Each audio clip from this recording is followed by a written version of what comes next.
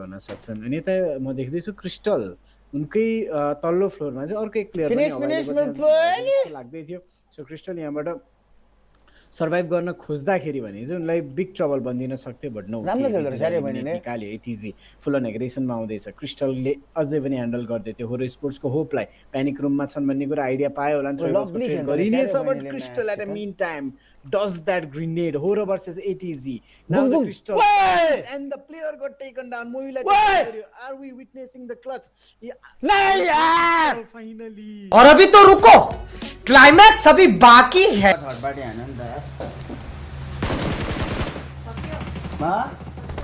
के छैन के सकिन्छ अहिले नो फेयर ओए नेक्स्ट लेभल है एउटा भाइ हुन्छ नेक्स्ट लेभल है नो फेयर